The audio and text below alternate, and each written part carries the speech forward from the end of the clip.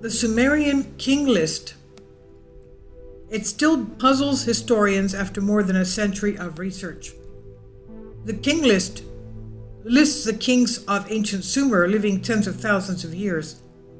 Now we know before the Great Flood, the longevity of humans was extremely long. Now, why would the Sumerians combine so-called mythical rulers with actual historical rulers in one document? There must have been some truth to them. So why are there so many similarities with Genesis of the Old Bible? Why were ancient kings described as ruling for thousands of years? These are just some of the questions that still remain unanswered. This is by April Holloway from Ancient Origins. This is on Collective Spark Creative Commons. One of the many incredible artifacts that have been recovered from sites in Iraq, where flourishing Sumerian cities once stood. Few have been more intriguing than the Sumerian king list, an ancient manuscript originally recorded in the Sumerian language, listing kings of Sumer, which is today's ancient southern Iraq, from Sumerian and neighboring dynasties, their supposed reign lengths, and the location of official kingship. What makes this artifact so unique is the fact that the list blends apparently mythical pre-dynastic rulers with historical rulers who are known to have existed actually. So it's not mythical because the names of these rulers are recorded as being ancient rulers. The first fragment of this rare and unique text, a 4,000-year-old cuneiform tablet, was found in the early 1900s by German-American scholar Hermann Hilprecht at the site of ancient Nippur, and it was published in 1906. Kindly support my Patreon account since YouTube has again demonetized my YouTube channel. The daily posts are 5 videos daily, and they are totally different from what I have on my YouTube channel. Thank you so much for your support and that you find all my content so interesting. You'll find the Patreon account details in the description box below. And this is one of the cuneiform tablets listing the Sumerian kings and their longevity, their names, and of course the mask of an ancient king, what they would have looked like. Now, the fragment found in the early 1900s by scholar Hermann Hilprecht, published in 1906. Since Hilprecht's discovery, at least 18 other exemplars of the king lists have been found, most of them dating from the second half of the Isin dynasty, which was about 2017 to 1749 BC. So that was 2,500 years, 4,000 years ago. No two of these documents are identical. However, there is enough common material in all versions of the list to make it clear that they are derived from a single ideal account of Sumerian history. Among all the examples of the Sumerian king list, the Weld Blundell prism in the Ashmolean Museum cuneiform collection in Oxford represents the most extensive version as well as the most complete copy of the king list.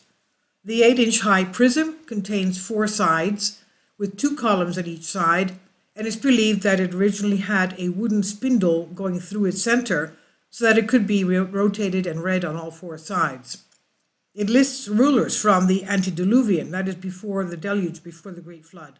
So these rulers are before the Great Flood. These dynasties to the 14th ruler of the Isin dynasty, which was about 1763 to 1753 BC. That's over 4,000 years ago. The list is of immense value because it reflects very old traditions, while at the same time providing an important chronological framework relating to the different periods of kingship in Sumeria, and even demonstrates remarkable parallels to accounts in Genesis of the Old Testament, of the Holy Bible. The ancient civilization of Sumer, sometimes called Sumeria, is the site of the earliest known civilization located in the southernmost part of Mesopotamia between the rivers Tigris and Euphrates, in the area that later became known as Babylonia, and is now southern Iraq from around Baghdad to the Persian Gulf. Let's remember this is where the city of Ur was located, the city of the birth of Abraham, who later left to go to the area of Israel.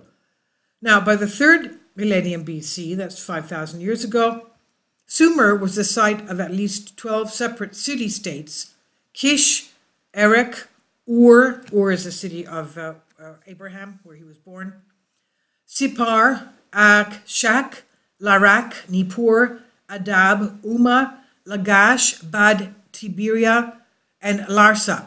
Each of the 3 states comprised a walled city and its surrounding villages and land, and each worshipped its own deity, whose temple was the central structure of the city.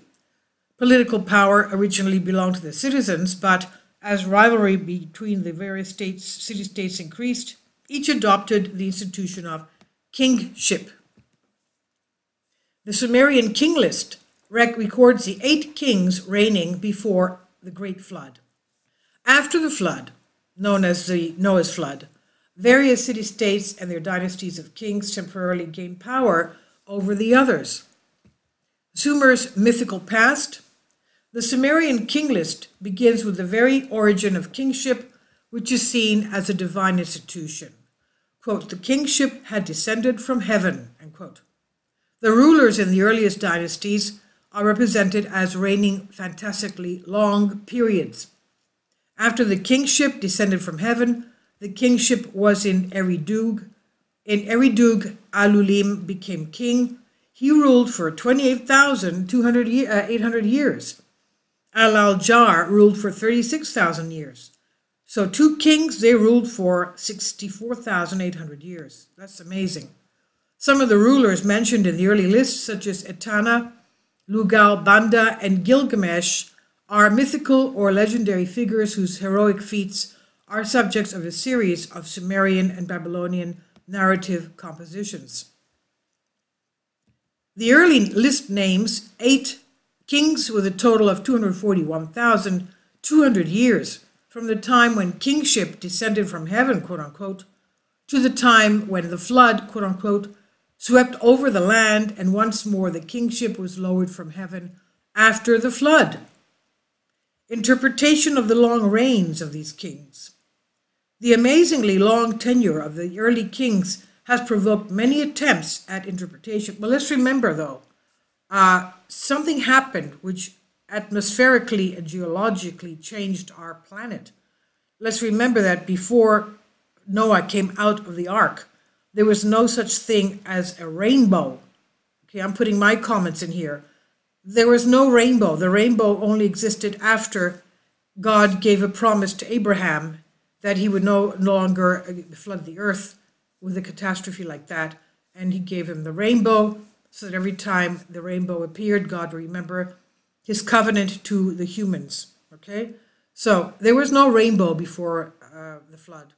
So obviously something happened with the type of light that the quote-unquote bodily star gave to our earth.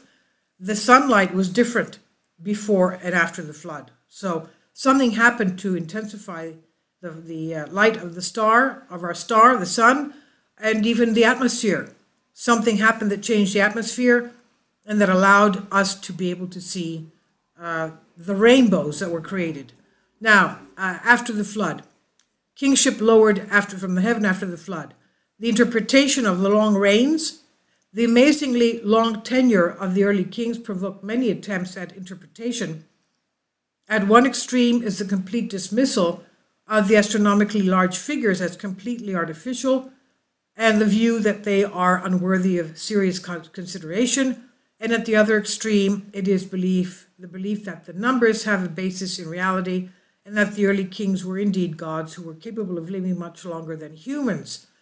Gods who perhaps descended from heavens, from somewhere from the skies. Let's remember that the ancient gods of Mount Olympus of ancient Greece were said to be extraterrestrials, perhaps even Atlanteans, that lived very, very long periods of time. Now, in between the two extremes is the hypothesis that the figures represent relative power, triumph, or importance. For example, in ancient Egypt, the phrase "he died aged 110" referred to someone who lived life to the full and who offered an important contribution to society. In that same way, the extremely long periods of reign of the early kings may represent how incredibly important they were perceived as being in the eyes of the people. This does not explain, however, why the periods of tenure later switched to realistic time periods. The same thing we see in the Old Testament. Before the flood, the people lived hundreds of years, and after the flood, they started living lesser periods of time. Now, related to this perspective is the belief that although the early kings are historically unattested, this does not preclude their possible correspondence with historical rulers who were later mythicized. Finally, some scholars have sought to explain the figures through a mathematical investigation and interpretation. Related to Genesis, some scholars, for example Wood in 2003, have drawn attention to the fact that there are remarkable similarities between the Sumerian king list and accounts in Genesis. For example, Genesis tells a story of the Great Flood and Noah's efforts to save all the species of animals on the earth from destruction. Likewise, in the Sumerian king list, there is discussion of a great deluge. The flood swept over the earth. The Sumerian king list provides a list of 8 kings, some versions have 10 kings, who reigned for long periods of time before the flood, ranging from 18,600 to 43,200 years. This is similar to Genesis 5, where the generations from creation to the flood are recorded.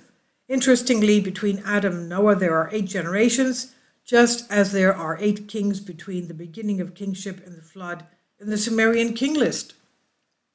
After the flood, the king list records kings who ruled for much shorter periods of time.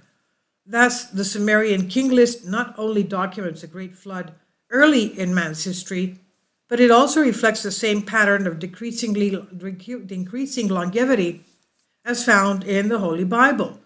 Men had extremely long lifespans before the flood and much shorter lifespans following the flood. The Sumerian king list truly is a perplexing mystery. Why would the Sumerians combine mythical rulers with actual historical rulers in one document? Why are there so many similarities with Genesis? Why were ancient kings described as ruling for thousands of years? These are just some of the questions that still remain unanswered after more than a century of research. This was from Ancient Origins, published here under Creative Commons on Collective Spark. Please leave your comments, and thank you for your support.